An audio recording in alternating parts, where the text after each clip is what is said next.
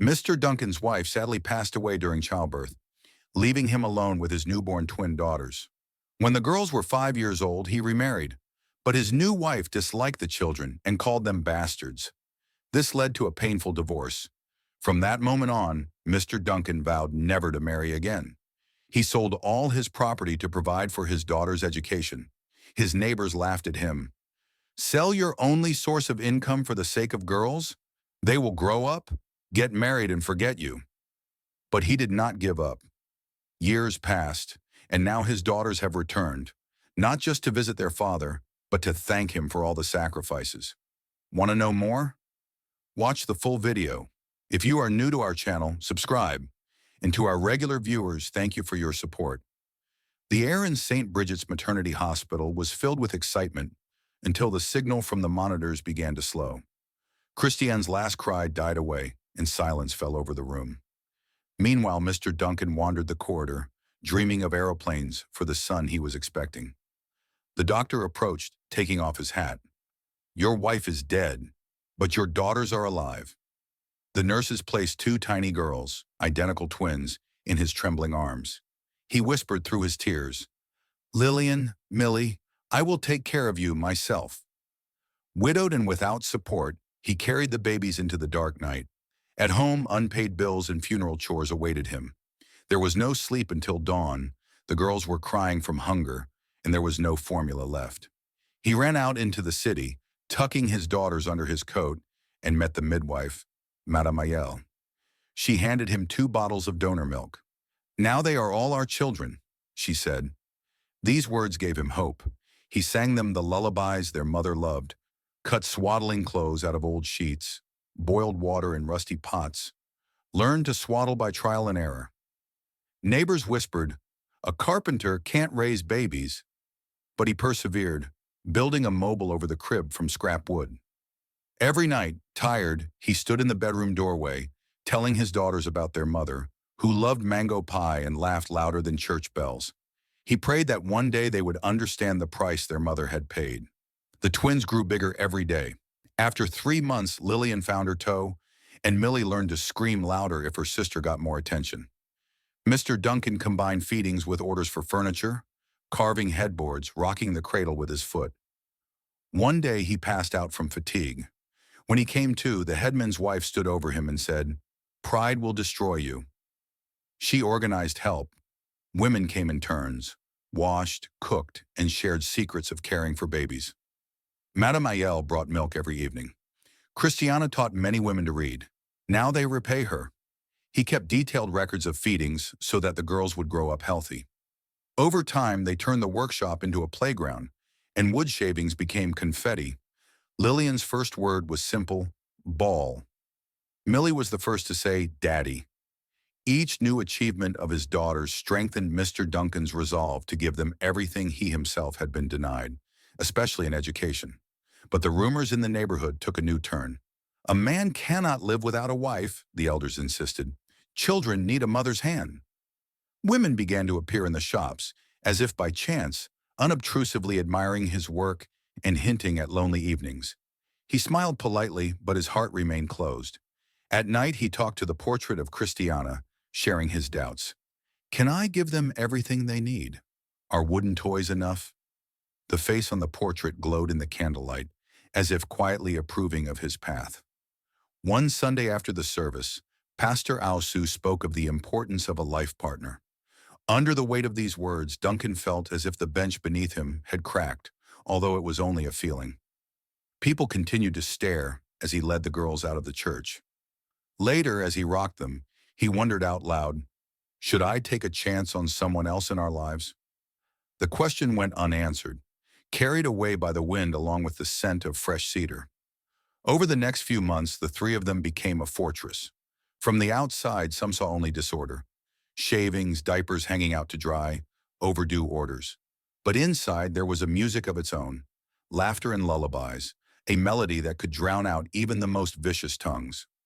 When the girls turned 5, they faced a new challenge: school fees. Mr. Duncan's carpentry business brought in a modest income. Selling desks and cabinets covered only the necessary expenses. After a particularly difficult quarter, he began to seriously consider marriage, not for love, but for the sake of partnership. Then he met Clara, a quiet widow known for her culinary talents. She admired Duncan's furniture, treated the twins kindly on short visits, and promised, "I'll love them like my own." Her soft smile gradually undermined his caution. The wedding was modest, vows under the mango tree, the songs of the church choir echoing across the yard. The girls twirled in yellow dresses, rejoicing in their new Mama Clara. For 6 months, the house was filled with the aroma of fresh bread. Bedtime stories were sung in two voices, and Duncan dared to believe that fate would grant them a second chance. But reality crashed in on a muggy Thursday. Returning from the workshop, he heard screams. Running into the house, he found Clara with a wooden spoon in her hands, marks of beatings already darkening on the girl's arms. "Bastard twins," she hissed. "They stained my new kerchief with palm oil." Millie cringed. Lillian shielded her sister with her body. Something ancient and wild flared in Duncan. He stood between them, his voice shaking but firm. "Touch them again, and you will answer to me and to God." Clara's face twisted. "Do you think anyone would want a man with orphans on his hands?" She got angry, packed her things before dawn, and slammed the gate. The neighbors whispered about the failed marriage, and Duncan rocked the girls all night, listening to their sobbing dreams. Shame burned, but rage was stronger. At dawn, he knelt by their beds. "Never again will I risk your safety. You are everything to me." The vow was made anew. School resumed. The memory of Clara faded like chalk after rain. Now he fried uneven pancakes himself, braided his hair as best he could, forgot about school photos, but the girls laughed. They came up with a secret handshake, 3 claps and a touch of nose, a symbol of an unbreakable union. He drowned out lonely nights with work, sanding boards until dawn. Each finished rack paid for a spelling contest, trips and fees. The village council shook their heads. Who sells their soul for the sake of daughters? A son would continue the name. Duncan responded with new shelves and ringing laughter from the workshop.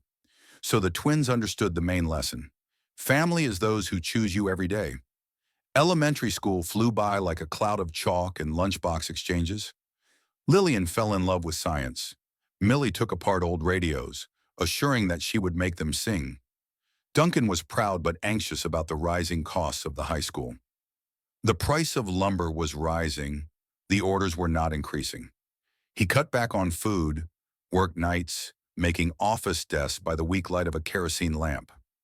One rainy day, a businessman came into the shop and admired the cradle.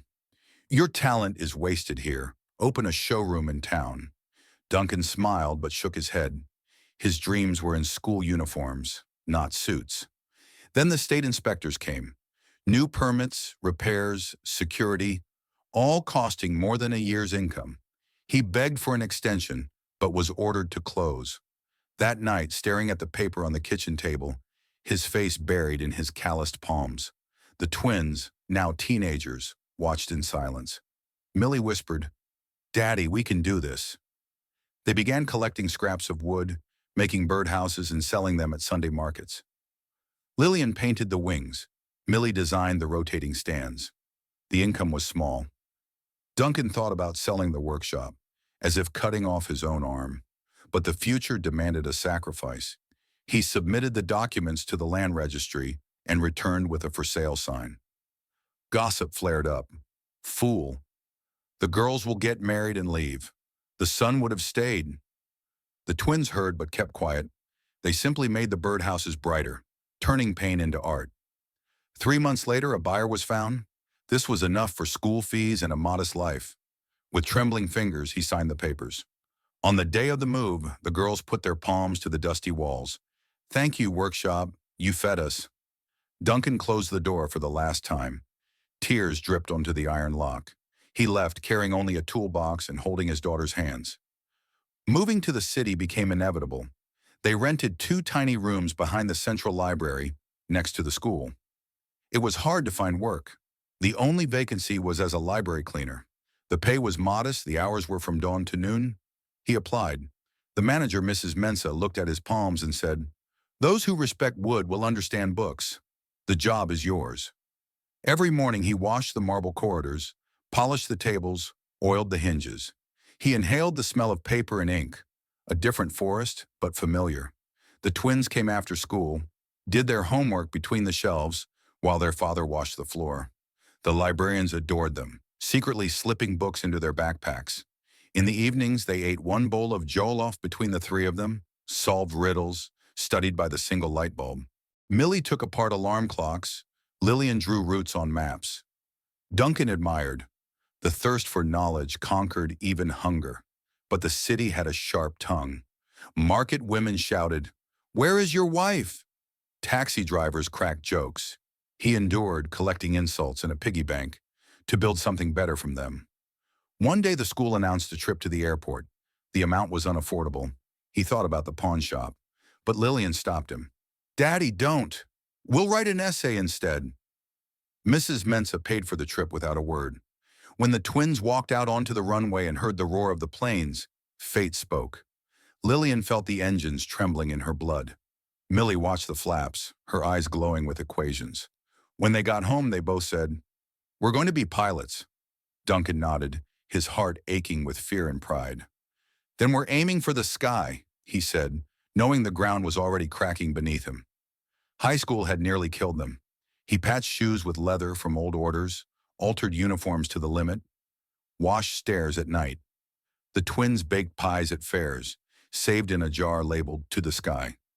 During graduation week, acceptance letters arrived. Lillian entered the Emerald Aviation Academy for a bachelor's degree. Millie entered Tech Front University for mechanics and avionics. The joy of acceptance quickly turned to fear as the cost of tuition swept over them like a storm. They applied for scholarships. The competition was fierce. One required an essay, "How My Past Fuels My Dream." Lillian wrote about the mother she never knew, how she found her father in the library stacks, and how her dreams echoed in the roar of engines. Millie described the birdhouses and broken radios that had become her first lessons in lift and torque. Their sincerity earned them partial grants, but that was not enough. At dawn, Duncan stood outside their rented apartment, looking at the toolbox, the last remnant of his craft. He took it to the pawn shop. The cashier examined the chisels and offered a humiliating sum. Duncan nodded. The dust from the shelves mixed with the dust on his cheeks. Tears were hidden by sawdust. In the evening, he laid out the money in front of his daughters. "You will go to university," he said. They cried, not from joy, but from the weight of the sacrifice. The ridicule intensified. Old neighbors sent letters. "A man without property is not a man." Duncan burned them. Now he cleaned offices on weekends. The twins helped by wiping windows. For pocket money. Passers-by took them for his employees. He proudly introduced himself, future pilot and future engineer.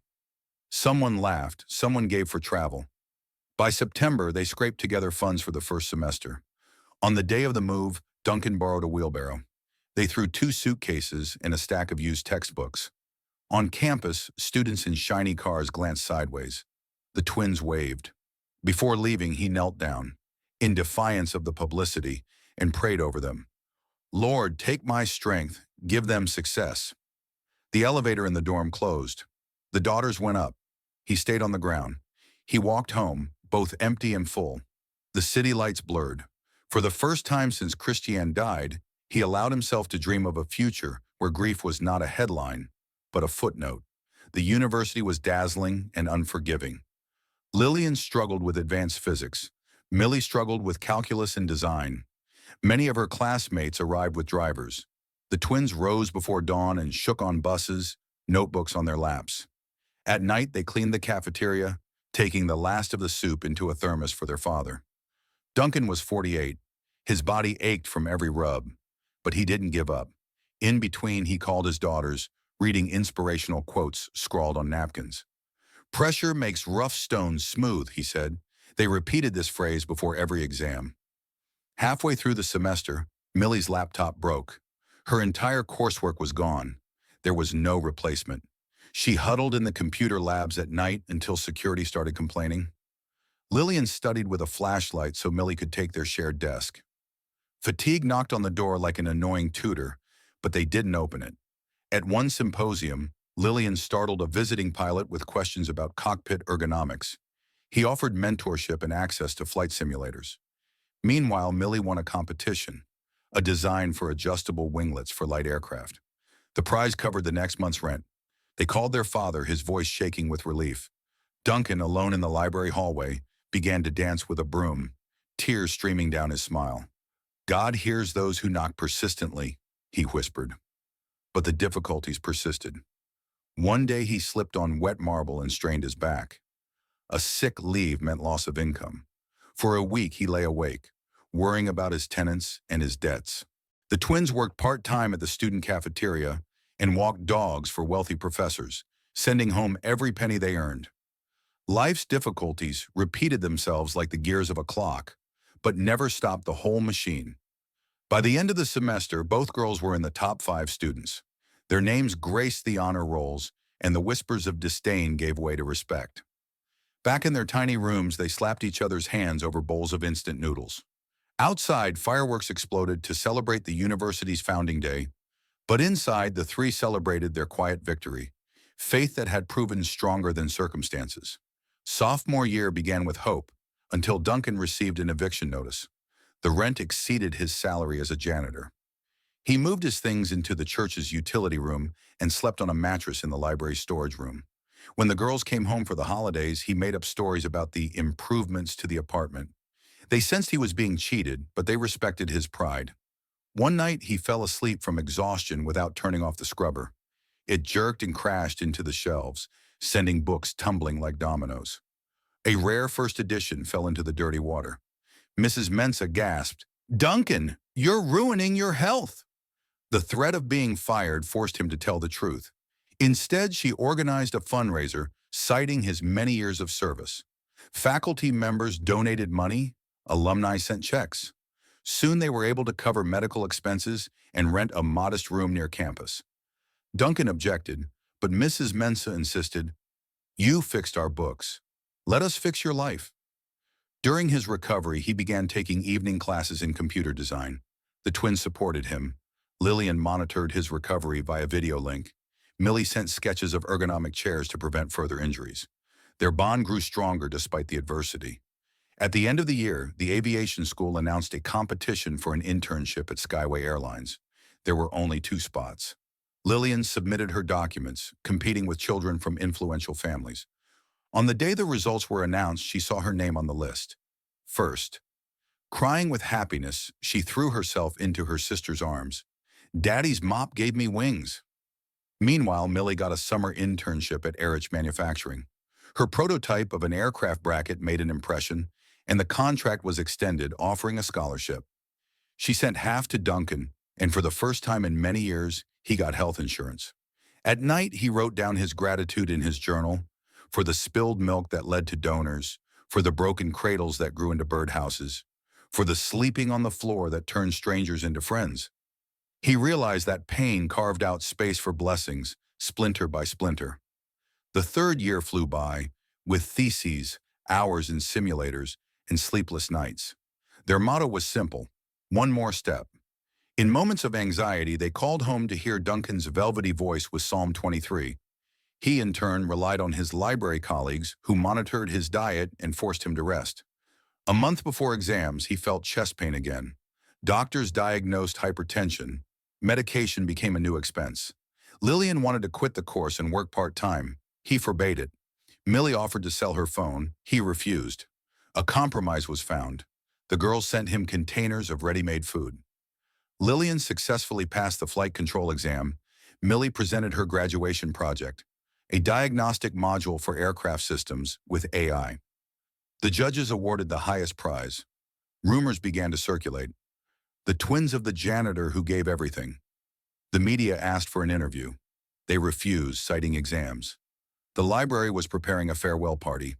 Duncan's contract was expiring. He took it calmly.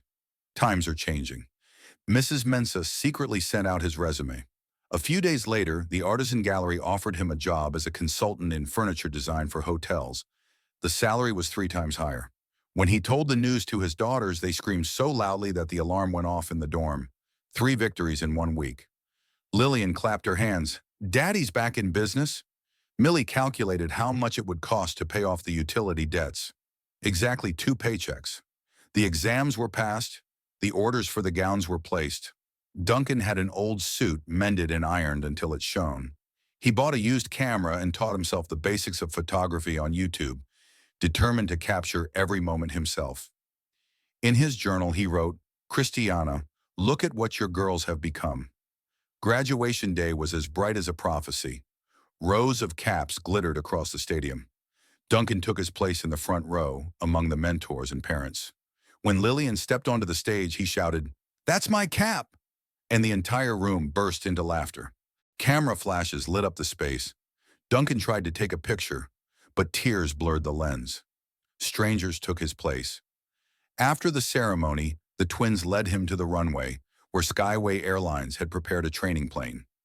Lillian, now officially a trainee first officer, invited him into the cockpit.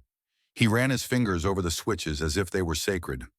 "I used to build toy airplanes from scraps," he whispered. "Your hands made this future too," she said. Millie joined them with a gift, a miniature airplane carved from the remains of mahogany, the very first wood Duncan had allowed her to touch. "For your table in the Gallery of Masters," she said. He held the figurine to his chest as if it were breathing.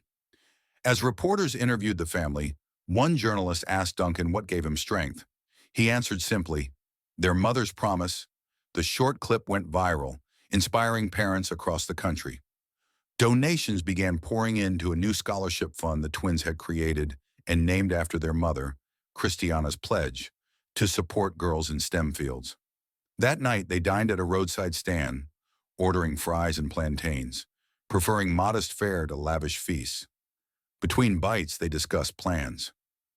Lillian's gym sessions, Millie's engineering residency, Duncan's first hotel art piece, a curved walnut reception desk.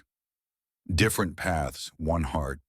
Under the streetlights, Duncan raised his face to the sky. Planes flew overhead, their lights tracing the trajectories of fate in the darkness. For the first time in 21 years, he allowed himself to truly exhale. The vow had not only held up, it had flown. 6 months had passed. Duncan's signature furniture adorned the suites and offices. He trained apprentices, passing on not only carpentry skills, but also life lessons about sacrifice and perseverance.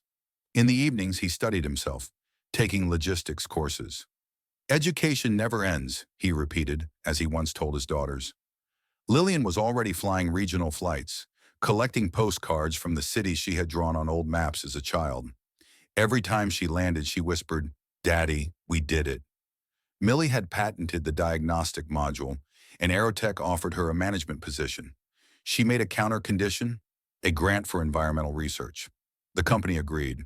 The sisters pooled their savings and began looking for real estate. One Saturday, they took Duncan out of town, ostensibly on business. They stopped at a cream-colored mansion. "Welcome home, Dad," Millie said.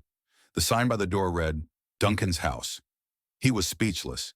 Inside were portraits of Christiana, pictures of the girls as babies, and his first carpentry certificate, framed. Tears dripped onto the marble. "I can't accept such luxury," he whispered. Lily replied, "You slept in a warehouse so we could study. Accept this house. Now we can afford it for you." He gave in, hugging them so tightly that the tears turned to laughter. They threw a housewarming party, inviting the librarians, the donor mothers, the students, even those who had once doubted him. Many asked for forgiveness.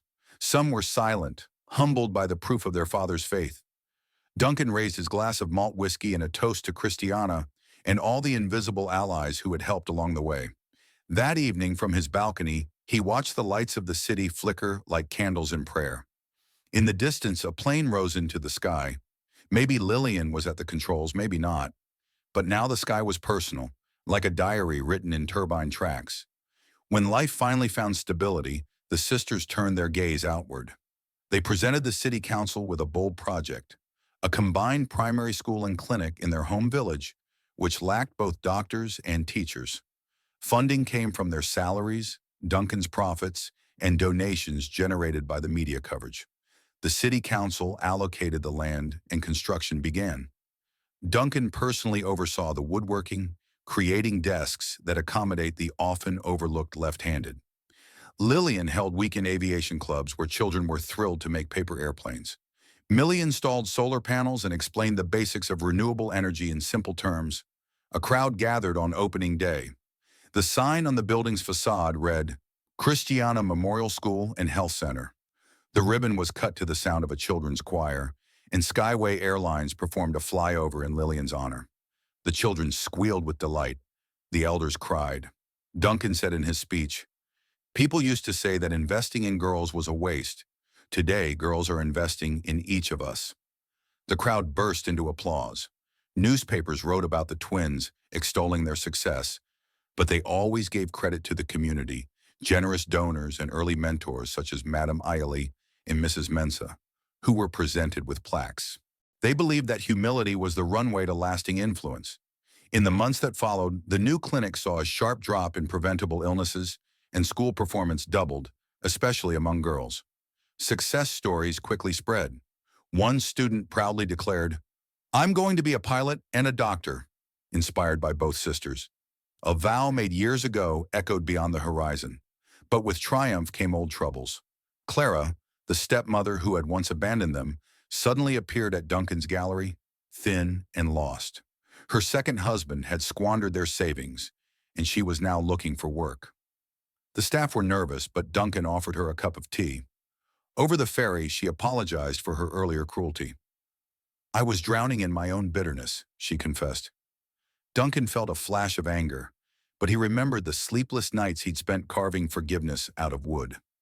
He offered her a small consulting job, but only if she reported to HR, not to him personally. That evening, he told his daughters. Millie's jaw tightened. Lillian sighed, remembering Psalm 23. They agreed. Charity does not erase memories, but it frees the heart from its shackles. News of Duncan's gesture spread. Some called him naive. Others called him the epitome of nobility. But he didn't take the labels. He was simply working on the next order. And yet, in the silence, he felt an awkward gratitude. It's the hard lessons that create the strongest bonds. The years passed, a symphony of quiet victories. Lillian became an international airline captain. Millie led the development of lightweight composite fuselages that reduced fuel consumption by 15%. Their foundation supported dozens of girls across the country, opening their doors to STEM. On the anniversary of Christiana's death, the family gathered at her grave. Duncan, graying but erect, placed cedar shavings in the shape of wings on her tombstone. The twins read letters from the mother they never knew, about first flights, new inventions, and a mango orchard. The wind rustled the leaves as if applauding. Later, they visited the milk donation center Madame Aile had founded, which now serves several counties. A sign at the entrance named the first donors, the same mothers who had once fed the twins. Lillian addressed the medical staff. "You saved us, drop by drop. We fly because you believed in the invisible." The nurses wiped away tears. The cameras clicked. That evening, the family sat on the balcony, watching the sunset. "Life has carved me into a better man than I could have imagined," Duncan said. "And into the women who carry your mark," Millie whispered, leaning against his shoulder. The stars twinkled overhead, the same ones he had once studied from the leaky roof. Now they shone above the mansion, but they seemed no less wonderful. A promise had surpassed its creator, lighting the way for others. That was the legacy. The 20th anniversary of Christiana School and Health Center was a gathering of dignitaries. Duncan was 70. He walked slowly, leaning on a cane that Millie had carved for him. A choir of children sang A Father's Promise, lyrics written by Lillian on a transatlantic flight. After the speeches, a girl named Amina approached Duncan. "Sir, I want to become an aerospace engineer and help Captain Lillian." Tears welled up in his eyes. He dropped to one knee, despite the cracking in his joints. "Aim above the clouds, child." A photographer captured the moment. The picture soon graced the covers of magazines with the headline, "Faith in Flight." That evening, a private celebration was held in the mansion. Students, librarians, pilots, engineers, donors, and even those who had once doubted gathered in one room. Duncan raised his glass. "Love is the only investment that never loses its value. Thank you for proving it." The twins prepared another surprise, a documentary about their journey, which will now be shown in schools around the world. The trailer flashed shots, sawdust, a library, runway lights. Duncan stood, overcome with emotion. If this story teaches anything, he said, it's that every child is a runway. Clear a path, and they will fly. Late that night, alone, he whispered to the stars, Christiana, our girls are flying higher than we ever dreamed. A plane shimmered in the distance.